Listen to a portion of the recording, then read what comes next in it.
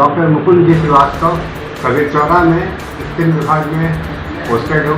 मैं एमएस भी हूँ और आज मैं एक बहुत महत्वपूर्ण मुद्दे पर लोगों से बात करना चाहता हूँ। विगत वर्षों में एड्स के बारे में लोगों को जानकारी मिली, उसके जो इंसिडेंस है, उसकी जो घटनाएँ हैं वो कम हुई, लेकिन इधर जो कुछ देखने को मिल रहा है कि बच्चों में या फिर यंग लोगों में अक्सर टैटू बनवाने का प्रचलन बढ़ गया है और टैटू बनवाने से एड्स में जो है कई लोगों को एड्स हो गया है, एचआईवी का इन्फेक्शन हो गया है।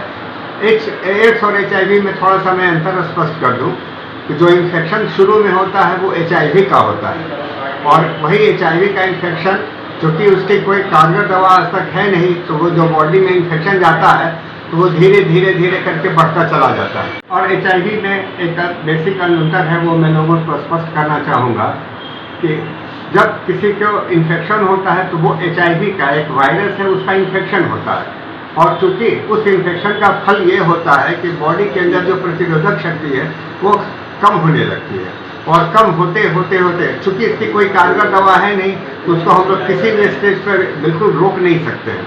हाँ, इतनी दवाएं जरूर आ गई हैं कि उसको बढ़ने से हम रोक सकते हैं। कुछ हद तक यदि आदमी हेल्दी रहने, स्वस्थ रहने की कोशिश करे तो और लंबे समय तक स्वस्थ रह सकता है, लेकिन आखिरी में एक स्थिति आती है कि जो बॉडी की इम्यूनिटी पूरी तरह ख़त्म हो जाती है, इसको एड्स क्या कहते हैं।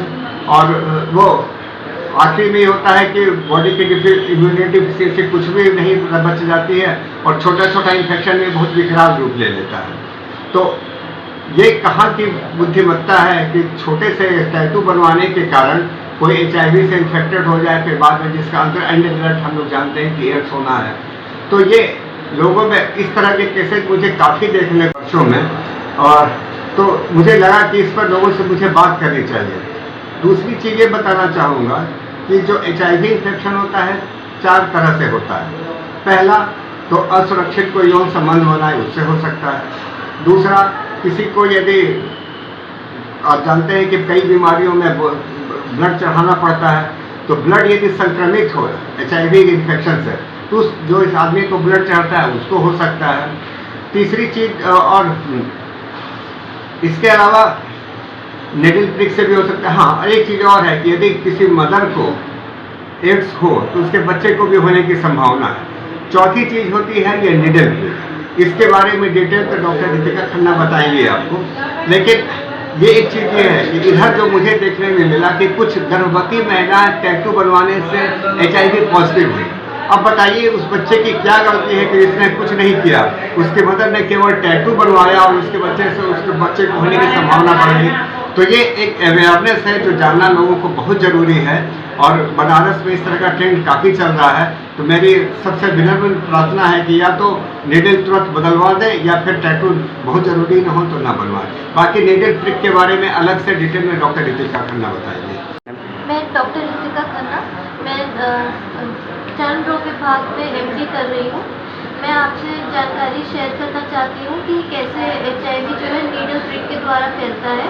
तो मैं आप सबको बताना चाहती हूँ कि जो एचआईवी है वो किसी संक्रमित व्यक्ति के ब्लड या बॉडी फ्लूइड्स यानी कि खून या जो शरीर के तरल पदार्थ है उनसे कांटेक्ट में आने से होता है, ये छूने से नहीं फैलता है। तो ये ब्लड से कांटेक्ट होने का एक तरीका होता है नीडल प्रिक।